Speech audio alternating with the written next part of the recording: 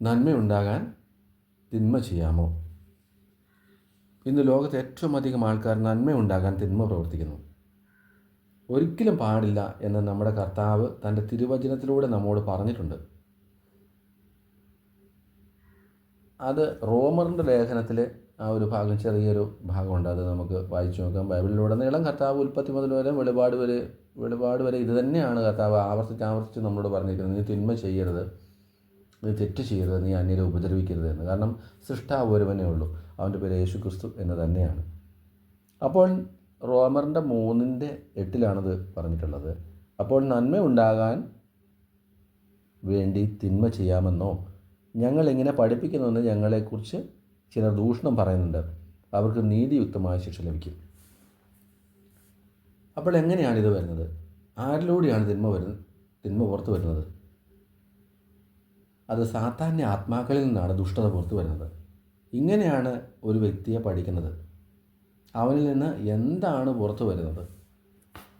അത് ഏത് വംശമായിക്കോട്ടെ, ഏത് കുലമായിക്കോട്ടെ, അവനിൽ നിന്നും, അവൻ്റെ സമൂഹത്തിൽ നിന്നും, അവൻ്റെ കുടുംബത്തിൽ നിന്നും, അവൻ്റെ പ്രാർത്ഥനയിൽ നിന്നും, അവൻ്റെ ജീവിതത്തിൽ നിന്നും അവരിൽ എന്താണ് ലഭിക്കുന്നത് എന്നതിനെ ആശ്രയിച്ചാണ് അവനിലുള്ള തിന്മയുടെ ദുരാത്മാവ് വസിക്കുന്നത്.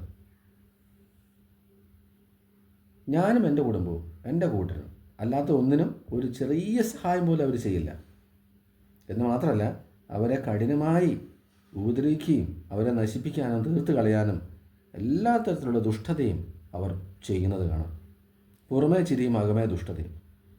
തൻ്റെ കാര്യസാധ്യത്തിനായി എന്തും ഈ കൂട്ടർ ചെയ്യും. ഇവരെ മാനസാന്തരപ്പെടുത്തുവാൻ അസാധ്യം പോലെ തോന്നും. എന്നാൽ അവരോട് വചനം പറഞ്ഞു നോക്കിയേ, യേശുവിനെക്കുറിച്ചൊന്ന് പറഞ്ഞു നോക്കിയേ, പെട്ടെന്ന് തന്നെ അവർ യേശുവിലേക്ക് വരുന്നതും കാണാനായിട്ട് പറ്റും. കാരണം ഇത് വചനമായതുകൊണ്ട്. നാം അവരെ ഒരിക്കലും ഭയപ്പെടേണ്ടതില്ല.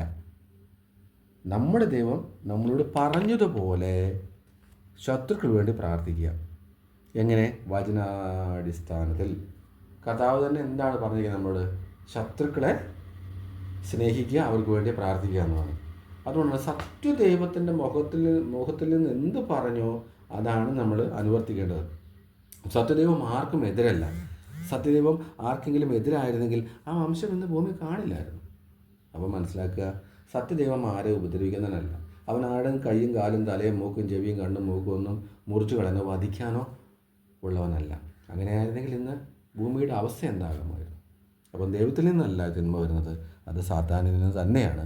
അതുകൊണ്ട് നാം തിരിച്ചറിയുക, അങ്ങനെയുള്ളവരെ നമ്മുടെ ജീവിതത്തിൽ നിന്നും അവരോട് വചനം പറഞ്ഞ് അവർക്ക് വേണ്ടി പ്രാർത്ഥിക്കുക. എല്ലാവർക്കും നല്ലത് വരട്ടെ. സബ്സ്ക്രൈബ് ചെയ്യുക, ഷെയർ ചെയ്യുക. നന്ദി.